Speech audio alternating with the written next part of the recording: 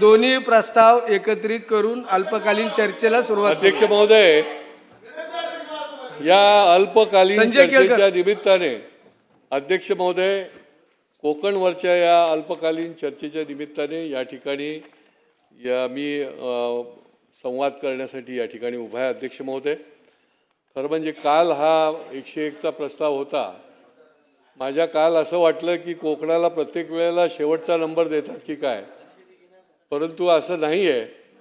कोकणाला आता शासनाने पूर्ण ताकद देण्याचं जरी ठरवलेलं असलं तरी आमच्या कोकणमधल्या लोकांचे प्रश्न खूप अनेक आहेत. मी जरी आज या ठिकाणी ठाणा देखील कोकणामध्ये आहे, परंतु आमची पाळंमुळं जी आहे ती देखील कोकणामधलीच आहेत आणि त्याच्यामुळे आमचा एक डोळा तिथे असतो आणि त्याप्रमाणे आम्ही त्या ठिकाणी काय काय होते काय काय नाही होते त्याच्यामध्ये सहभागी देखील या माध्यमातून होत असतो. अध्यक्ष महोदय, कोकणाने देशाला सर्व प्रकारचं दिलेलं आहे. अध्यक्ष महोदय, कोकणाने राजकीय, सामाजिक, सांस्कृतिक, क्रीडा क्षेत्रासाठी अनेक मोठी माणसं दिली की ज्या माध्यमातून मग साहित्य असेल, कला असेल, क्रीडा असेल, या माध्यमातून कोकणामधल्या नररत्नांची जी खाण आहे त्या खाडीतून अनेक लोक जे आहेत ते देशात काही जगामध्ये नामवंत झाले. एकट्या रत्नागिरीसारख्या ठिकाणी, रत्नागिरी जिल्ह्यामध्येच भारतरत्नांचा आकडा एवढा मोठा आहे. अगदी त्याची सुरुवात जी आहे ती डॉक्टर बाबासाहेब आंबेडकरांपासून होते.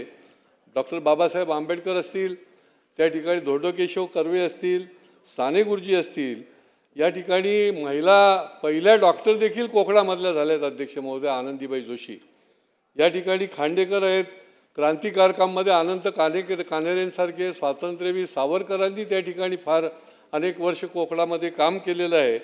अशी अनेक क्षेत्रामध्ये मोठी मोठी माणसं या कोकणाने दिली. आणि कोकणाचं एक वैशिष्ट्य आहे अध्यक्ष महोदय की कोकण म्हणजे रायगड, रत्नागिरी, सिंधुदुर्ग जिल्हा खरं म्हणजे तो मुंबईपर्यंत आहे. आता हा जरी MMR रिजन जरी असला तरी पालघर जिल्हा देखील या कोकणामध्येच येतो की ज्याच्यामध्ये निसर्गदत्त सौंदर्य आहे, समुद्र किनारे आहेत, डोंगर रांगा आहेत. एक असा वेगळा सांस्कृतिक वारसा या आमच्या कोकणाला मिळालेला आहे. या देशाच्या आणि महाराष्ट्राच्या अर्थव्यवस्थेमध्ये देखील कोकणाचा फार मोठा सहभाग आहे.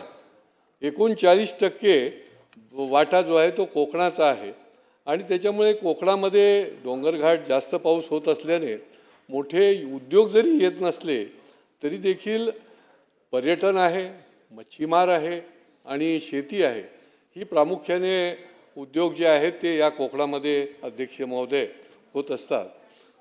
कोकणामध्ये शेतीखेरीज देखील आंबा, काजू, मत्स्यव्यवसाय, पर्यटन, शेती, बागायती अशा क्षेत्रामध्ये काम चालतं, परंतु मूल्यवर्धन बाजारपेठ कमी आहे. अध्यक्ष महोदय, 2 दिवसापूर्वी माझ्याकडे आंबा, काजू उत्पादक जे आहेत शेतकरी त्यांची निवेदनं पण आली, माझी प्रत्यक्ष भेट देखील झाली आणि त्या निमित्ताने या 2-3 दिवसामध्ये आझाद मैदानावर काही आंबा आणि काजू उत्पादक शेतकरी देखील त्या ठिकाणी उपोषणाला बसणार आहेत. अध्यक्ष महोदय, शासनाने या ठिकाणी लक्ष दिलेलं जरी असलं तरी त्याला वेगाने काम करण्याची गरज आहे. अध्यक्ष महोदय, असं मला वाटतं. त्यांची ही मागणी आहे. अध्यक्ष महोदय, हा आंबा उत्पादक शेतकरी जो आहे किंवा काजू उत्पादक शेतकरी जो आहे, हे पीक जे आहे ते नाजूक पीक आहे आणि त्याच्यामुळे 1-2 वर्ष नाही तर सातत्याने 10 वर्ष त्यांना अनेक हाल अपेष्टा भोगावे लागलेले आहेत. कधी हवामानात बदल झालेला आहे, निरनिराळ्या प्रकारच्या बदलामुळे, अतिवृष्टीमुळे, अनेक गोष्टीमुळे त्या ठिकाणी या आंबा उत्पादकांना फार मोठा त्या निमित्ताने फटका फार मोठा बसलेला आहे. हा उत्पादक शेतकरी जो आहे तो अत्यंत पिचून गेला आहे, त्याचं कंबरडं मोडलं आहे. अशी परिस्थिती त्या ठिकाणी निर्माण झालेली आहे. अध्यक्ष महोदय, आमचा हा शेतकरी कष्टाळू आहे, मेहनती आहे, हिम्मतबाज आहे. कितीही संकट आली तरी त्याला तोंड देण्याची त्याच्यामध्ये ताकद आहे आणि त्याच्यामुळे आपण बघितलं असेल की कोकणामध्ये शेतकऱ्याची आत्महत्या नाही झाली. हा श्रद्धाळू आहे, हा परमेश्वरावर, ईश्वरावर श्रद्धा ठेवणारा आहे आणि त्याच्यामुळे त्याने ही लढाई जी आहे ती कितीही संकट आली तरी ती चालू ठेवलेली आहे. अध्यक्ष महोदय, पण आता त्यांना पूर्ण ताकद देण्याची गरज आहे. अध्यक्ष महोदय, आणि माझी या निमित्ताने विनंती आहे की त्यांनी जी मागणी केलेली आहे की हेक्टरी मागे आम्हाला 5 लाख रुपये द्या, आमची देखील कर्जमाफी करा. कारण कोकणातलं जमीन, हवामान, तिथली जागा हे जरी वेगळे असलं तरी देखील त्यांना जी कर्ज आहे ते कर्ज जे आहे ते त्याच्यातून त्यांना देखील मुक्त केलं पाहिजे. अध्यक्ष महोदय, ज्यांनी कर्ज घेतलेलं नाही त्यांना सवलत देण्याची देखील गरज आहे अध्यक्ष महोदय. आणि हेक्टरी 5 लाख रुपये जे आहे हे यांना मिळालेच पाहिजेत अशा प्रकारची त्यांची मागणी आहे.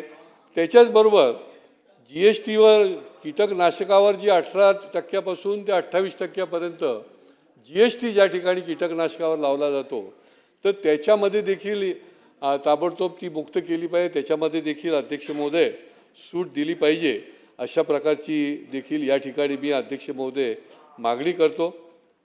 अध्यक्ष महोदय, महाराष्ट्रातील औद्योगिक विकास जो आहे तो विविध ठिकाणी आहे. पुण्यासारख्या ठिकाणी असेल, नाशिक आहे, नागपूर आहे, विविध MMR रिजनमध्ये आहे. परंतु मोठं औद्योगिक क्लस्टर जे आहे ते कोकणामध्ये अशा पद्धतीने तयार झालेलं नाही. एका बाजूला किनारपट्टी आहे आणि दुसऱ्या बाजूला डोंगरमाथा आहे. अध्यक्ष महोदय, या कोकणामध्ये पर्यटनाला देखील फार मोठा स्कोप आहे. त्याची सुरुवात झालेली आहे. आत्ता या ठिकाणी जे सन्माननीय मंत्री महोदय नितेश राणे बसलेले आहेत त्यांनी अनेक प्रकारचा प्रयत्न करून अनेक पर्यटनामध्ये योजना ज्या आहेत त्या ठिकाणी आणणार आहेत.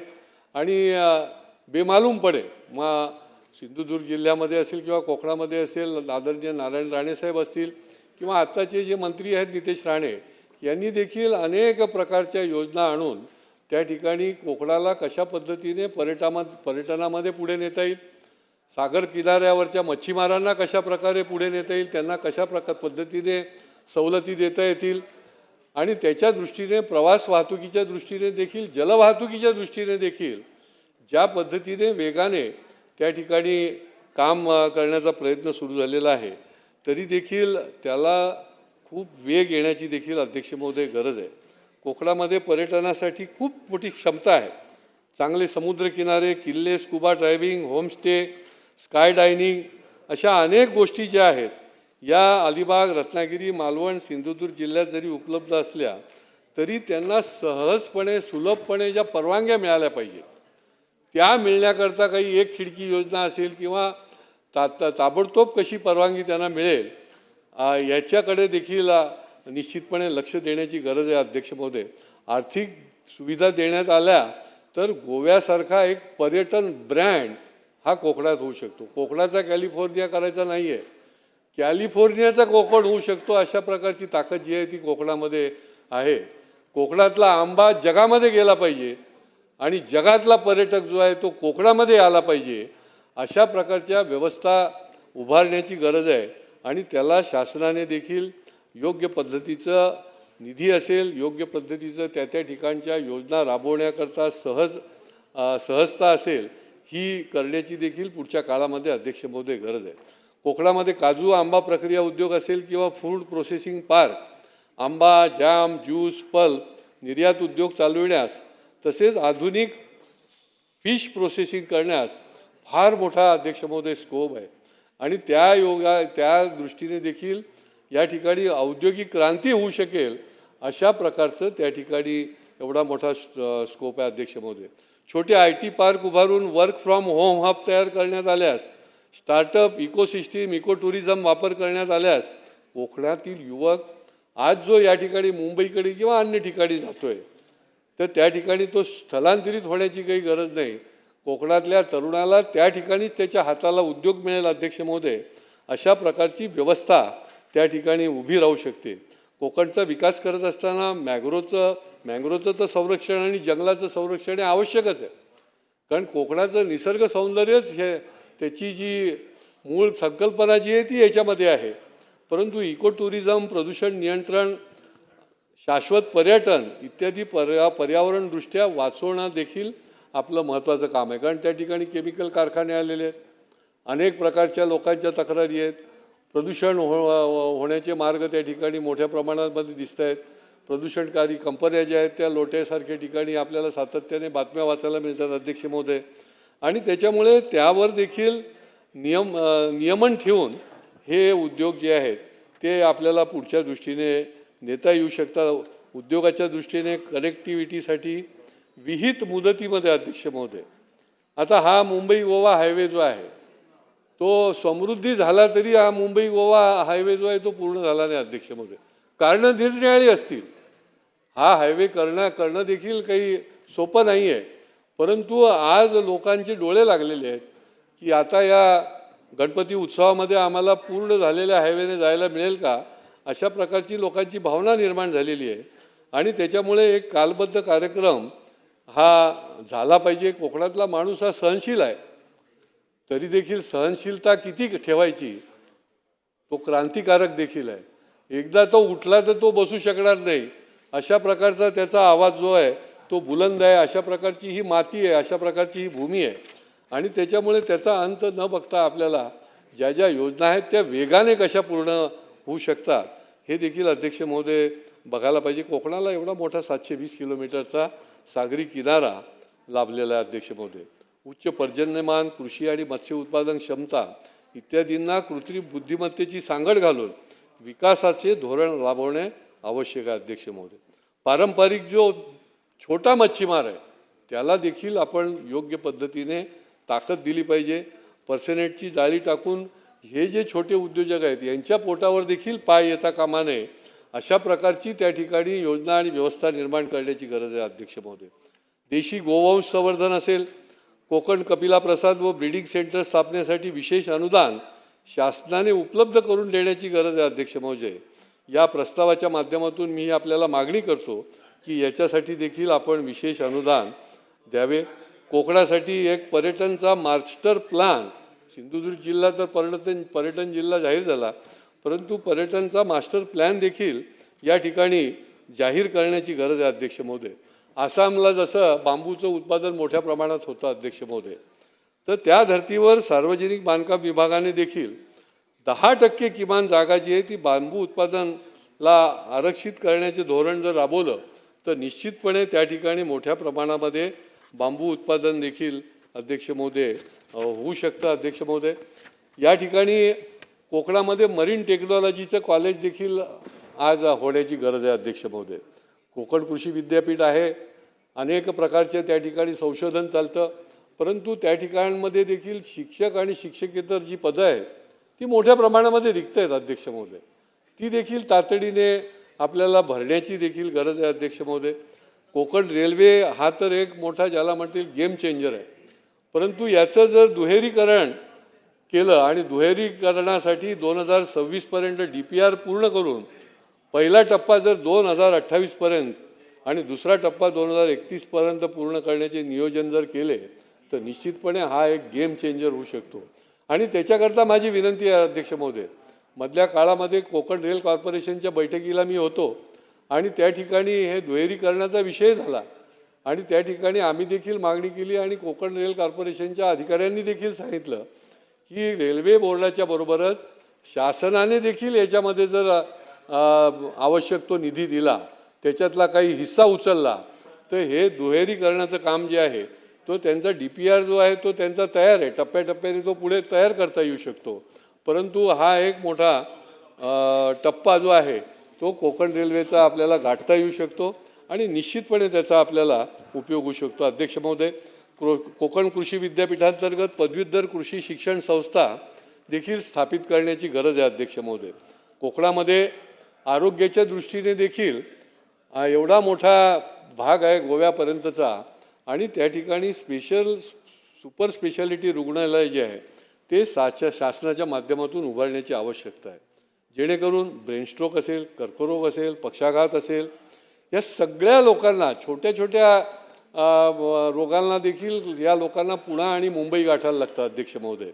आणि त्याच्यामुळे दर 25 किलोमीटरवर देखील एक हॉस्पिटल आणि सुपर स्पेशालिटी हॉस्पिटल देखील अत्याधुनिक मध्यवर्ती ठिकाणी होण्याची गरज आहे आणि त्याच्या निमित्ताने देखील मी या निमित्ताने मागणी करतो अध्यक्ष महोदय. कोकण स्वतंत्र वैधानिक विकास मंडळ दिल्लीला हा प्रस्ताव पाठवलेला आहे अध्यक्ष महोदय. 2दा मी देखील त्यावेळेला वरच्या सभागृहामध्ये होतो आणि कोकण स्वतंत्र वैधानिक विकास मंडळ जे आहे त्याची मान्यता जी आहे ती घेणं आवश्यक आहे. उर्वरित महाराष्ट्रामध्ये कोकणाचं नावच नाही आणि त्याच्यामुळे माझी या निमित्ताने मागणी आहे अध्यक्ष महोदय की हे शासनाच्या माध्यमातून केंद्र सरकारकडनं याच्या संबंधातल्या परवानगी जी आहे कोकण स्वतंत्र वैधानिक विकास मंडळाची ती झाली पाहिजे. अनेक सिंचन प्रकल्प देखील जे प्रलंबित आहे त्याला आवश्यक तो निधी देऊन त्या ठिकाणी हे सिंचन प्रकल्प तर 15-15, 20-20 वर्ष काही काही तर प्रलंबित आहे, तर त्याला देखील अध्यक्ष महोदय निधी देण्याची गरज आहे. अध्यक्ष महोदय, कोकणामध्ये वांद्रं, माकडं, वाघ, हत्ती इत्यादी प्राण्यांचा वावर जो आहे तो वाढला आहे आणि परिणामी शेतांचं, घरांचं, माणसांचं सर्व दृष्टीने या ठिकाणी आंबा बागायतदारांचं, बागायती करणाऱ्या लोकांचं फार मोठं नुकसान होतं आहे. या वन्यजीवांना रोखण्यासाठी देखील काही तंत्रज्ञानाचा उपयोग सुरू आहे. काहीच काम केलेलं नाही असं मी नाही म्हणणार, परंतु अधिक त्याला आधुनिक तंत्रज्ञानाचा वापर करून काही करता येऊ शकतं का, हे देखील या ठिकाणी अत्यावश्यक आहे. अध्यक्ष महोदय, कोकणातील पुरातन मंदिरं, कोकणातील निसर्गरम्य किनारे, बागायती शेतीला पूरक वातावरण आणि प्रचंड मत्स्यनिर्मिती यांचा लाभ घेऊन शासनाने कोकणाला पूरक निधी उपलब्ध करून जर कृत्रिम बुद्धिमत्तेचा वापर करून निर्यात सुविधा उपलब्ध करून दिल्यास कोकणामधला युवक जो आहे तो बाहेर जाणार नाही. आज घरं ओस पडलेली, कोकणामध्ये काही ठिकाणी काही तालुक्यामध्ये लोकच राहत नाहीत, अशा प्रकारची अवस्था आहे. आणि त्यामुळे त्या ठिकाणी हे जर निर्माण केलं तर निश्चितपणे आमचा कोकणामधला तरुण जो आहे तो नोकरीच्या निमित्ताने किंवा अन्य निमित्ताने कोकणाच्या बाहेर जाणार नाही. अध्यक्ष महोदय, अनेक या संबंधामध्ये मधले विषय जे आहेत ते यापूर्वी सभागृहामध्ये कोकणाच्या संबंधातल्या विषयावर झालेले चर्चा आहेत, परंतु आज जर कोकणाला खऱ्या अर्थाने समृद्ध करायचं असेल तर मला ही देखील खात्री आहे की हे आमचं सरकार जे आहे, महायुती सरकार, हे निश्चितपणे कोकणाला भरभरून मदत करेल. कोकणाने भरभरून शासनाला आणि राज्याला मदत केलेली आहे. कोकणाने भरभरून अनेक गोष्टी ज्या आहेत त्या देशाला दिलेल्या आहेत. एकही क्षेत्र असं सोडलेलं नाही की ज्या ठिकाणी कोकणाचा माणूस नाही. अगदी क्रीडा क्षेत्रामध्ये देखील तेंडुलकर, गावस्कर, वेंगसरकर अशी अनेक नावं घेता येतील की ती कोकणाने जगाला दिलेली आहे. आणि त्याच्यामुळे कोकणाला परिपूर्ण करण्याकरता, समृद्ध करण्याकरता अनेक गोष्टी ज्या आहेत त्या संबंधामधला या अल्पकालीन चर्चेच्या निमित्ताने मी या निमित्ताने मागणी करतो की या सर्व क्षेत्रांना नवीन नवीन योजना आखून आणि पुरेसा निधी देऊन या ठिकाणी सहकार्य करावं, अशा प्रकारची या निमित्ताने मी विनंती करतो आणि मी ही चर्चा माझी आहे ती थांबवतो. सुनील प्रभू.